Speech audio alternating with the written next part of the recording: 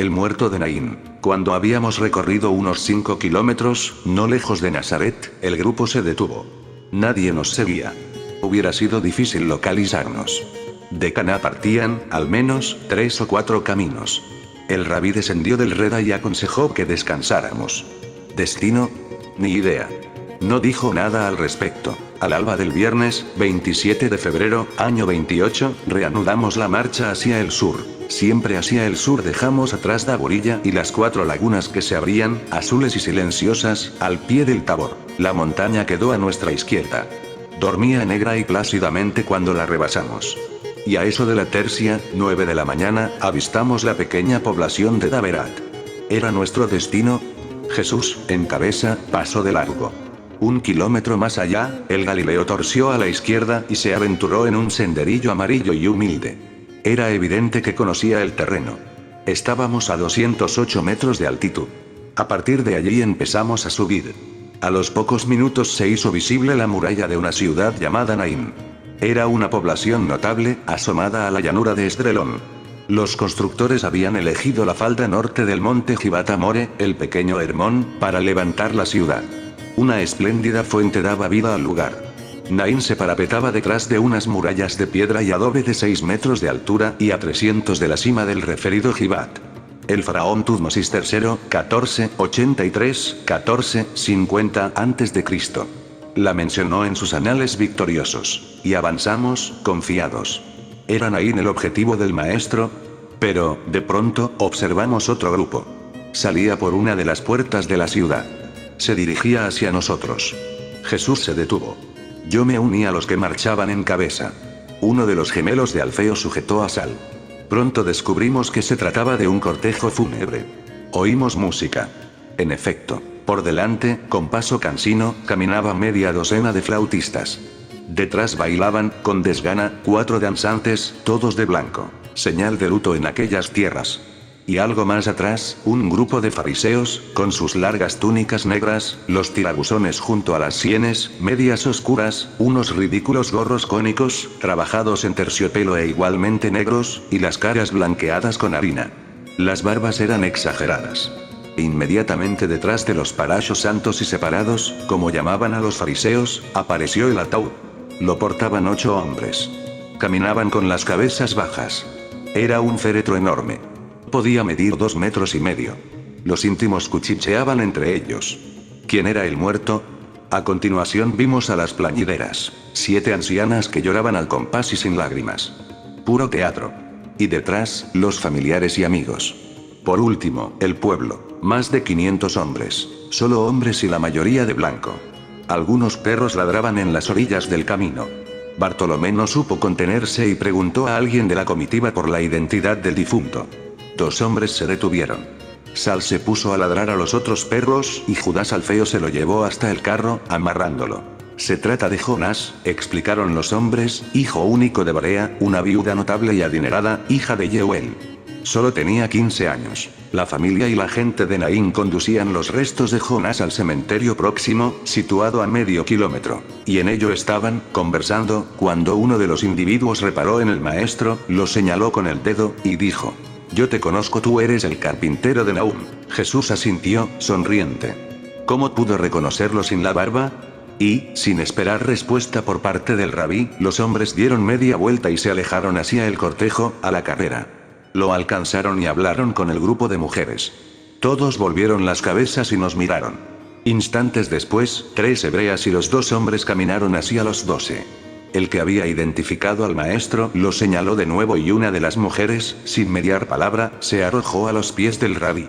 Algunos discípulos retrocedieron, alarmados. El celota se llevó la mano izquierda a la empuñadura del gladius.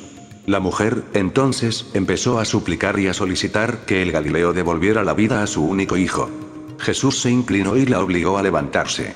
Y acarició los cabellos de la viuda. Eran blancos y largos. Tenía los ojos de color violeta. ¡Qué belleza! Era Barea, sin duda. El cortejo se detuvo y los músicos dejaron de tocar. Las plañideras no sabían qué hacer. Todo el mundo murmuraba, confuso. ¿Qué sucedía?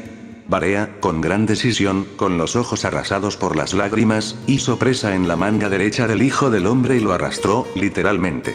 Segundos después arrancaba el perplejo grupo de los íntimos. Yo me fui tras ellos. Sal ladraba, furioso, junto al Reda. ¿Qué le pasaba al perro? El maestro y la viuda llegaron junto al féretro y la mujer ordenó que lo depositaran en tierra. Los portadores dudaron, los fariseos se aproximaron y preguntaron qué ocurría. Alguien los puso en antecedentes. Es Jesús, el constructor de barcos de Naún, convirtió el agua en vino en la boda de Caná. Los santos y separados rieron y se mofaron. Los discípulos de Jesús se removieron, incómodos. Juan Zebedeo se enfrentó a los funerarios fariseos y, a voz en grito, proclamó: yo estaba allí, malditos ignorantes. Lo vi con estos ojos, estúpidos malparidos. El maestro se interpuso y solicitó calma. Pero la viuda era decidida y repitió la orden. Al suelo. Los hombres terminaron por obedecer y depositaron el largo ataúd en la tierra del camino. Abridlo. Los hombres miraron a los fariseos. ¿Qué hacían? ¿Obedecían la orden de Barea? Los santos y separados protestaron. La ley de Moisés prohibía la apertura de un féretro cuando éste era trasladado al cementerio. Abridlo. Gritó la viuda por segunda vez. Y los hombres procedieron a destapar el cajón de madera. Los fariseos se apartaron. Eran tan ridículos que consideraban que la sombra de un cadáver podía ensuciarlos. La tapa fue retirada y Barea mostró a su hijo. Felipe y yo tuvimos el mismo pensamiento y nos aproximamos al féretro. El difunto era altísimo, casi 2 metros. Aparecía envuelto en una sábana violeta. La mujer retiró el lienzo y no pudo contener las lágrimas. Sal seguía ladrando. Se trataba de un muchacho joven. Tenía los ojos abiertos, como espantados, y las pupilas fijas y elevadas. Presentaba una acusada palidez y los dientes apretados. ¡Qué raro!, me dije. Barea, la madre, se arrojó de nuevo a los pies del maestro y solicitó clemencia. Rabí, devuélvemelo. Tú puedes hacerlo. Discípulos, fariseos y comitiva estaban desconcertados y mudos. Nadie respiraba. Jesús no respondió. Se acercó al cadáver y fue a buscar el pulso. Acarició la muñeca derecha de Jonás y aguardó unos segundos. A continuación, miró a los suyos y movió la cabeza negativamente. No entendí. Retornó junto a la mujer, la alzó nuevamente, y le susurró con delicadeza. No llores, tu hijo no está muerto. La viuda le miró con extrañeza. ¿Cómo podía decir algo así? Y el llanto se hizo más intenso. No llores, insistió el Galileo, tu hijo solo está dormido. Pero Barea, creo, no escuchó. Y se abrazó al rabí, gimiendo y suplicando. Devuélvemelo. Por favor, señor. Los fariseos estallaron. Se acercaron al féretro con precaución, vigilando la posición del sol para que la sombra del ataúd no los rozase, y acusaron al maestro de impuro y violador de la santa ley oral. Los capítulos Kelim y Balot de la referida ley oral, posteriormente, Misná, establecían con claridad que el cadáver de un hombre es llamado padre de los padres de la impureza. Nadie debía tocarlo. Si un hombre toca un cadáver, rezaba la ley, contrae impureza por 7 días, y si otro hombre toca a este, permanece impuro hasta ponerse el sol. La absurda y alambicada ley judía se extendía a lo largo de 48 capítulos, con cientos de disposiciones sobre la pureza ritual, a cual más absurda. Otros hicieron causa común con los fariseos e increparon igualmente al rabí. Los dos se rodearon al Galileo e intentaron protegerlo. Las manos aparecían aferradas a los gladius. Sal estaba como loco. Me di cuenta después. En aquel momento peligró la vida de Jesús de Nazaret. Aquellos fanáticos pudieron golpearlo, detenerlo, o algo peor al tocar el cadáver. El rabí estaba infringiendo la ley de los padres. Fue en esos momentos de confusión cuando Felipe, audaz, se deslizó entre los allí congregados y se aproximó al ataúd. Y repitió el gesto del maestro. Buscó el pulso, pero en el cuello de Jonás. Según confesó después, era rápido y uniforme. Estaba vivo. Y lo vi colocar los dedos índices a corta distancia de los ojos del muchacho. E hizo un gesto brusco, como si pretendiera clavarlos en las pupilas. El muerto, sin embargo, no reaccionó, no parpadeó. Después alzó el brazo izquierdo de Jonás, hasta posicionarlo en un ángulo de 45 grados respecto al eje del cadáver. Y soltó la mano. Asombroso. El brazo siguió en la misma posición. Sí, el muerto estaba vivo. Felipe, entonces, negó con la cabeza. Estábamos ante un caso de catalepsia. Según Santa Claus, un estado nervioso caracterizado por la pérdida de contractilidad voluntaria, así como de la sensibilidad. Los músculos entran en un proceso de resistencia nula, flexibilidad cero. En otras palabras, los miembros mantienen una posición rígida. Si no se actúa con cuidado, como sucedió en Naín, el sujeto puede darse por muerto. El maestro alzó los brazos y pidió calma. Poco a poco se hizo el silencio. Sal fue el único que no obedeció. Lo supe después. El noble animal intuyó el peligro. Jesús se volvió hacia el ataúd y tomó la mano izquierda del supuesto cadáver. Entonces gritó: «Despierta».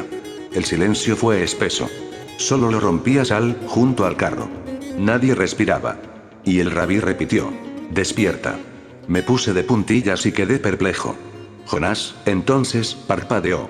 Movió la cabeza y Jesús, con suavidad, le ordenó: «Levántate».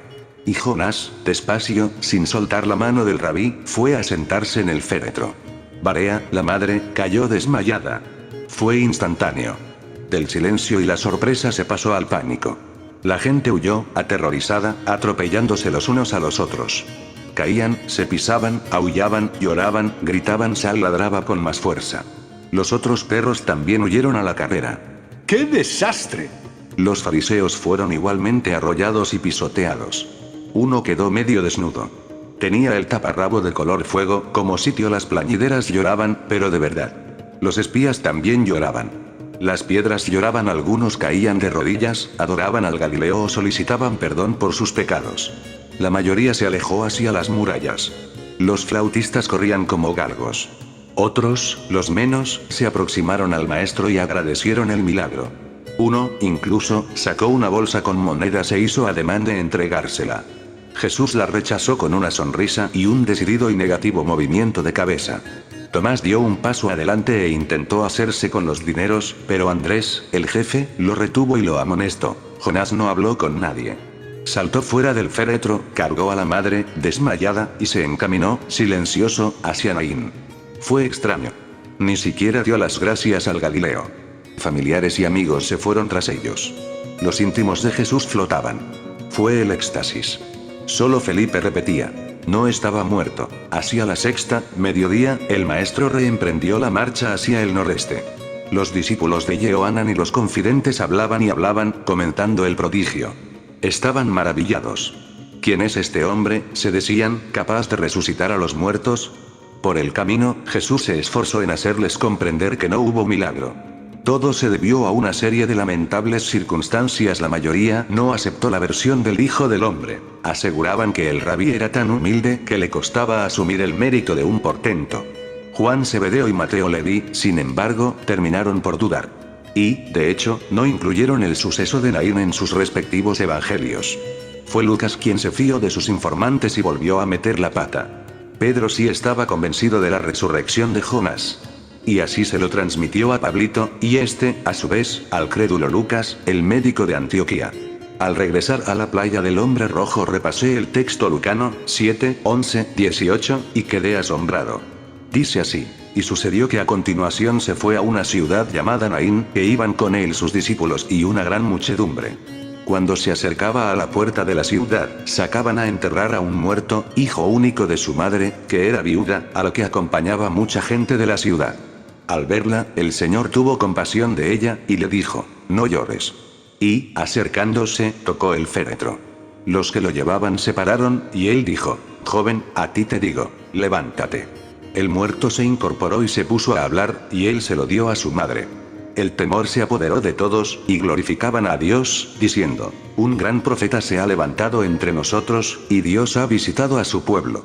Y lo que se decía de él se propagó por toda Judea y por toda la región circunvecina. Falso. La muchedumbre no pasaba de 50 personas. Jesús no se dirigía a Naín, iba de paso. Tampoco es cierto que el maestro actuara por compasión. En realidad, fue arrastrado por la viuda. Jesús verificó que Jonás estaba vivo. Y así lo hizo también Felipe. El muerto no habló con nadie. Y el maestro intentó convencer a los suyos de que aquello no fue un milagro. Sí, un texto lamentable.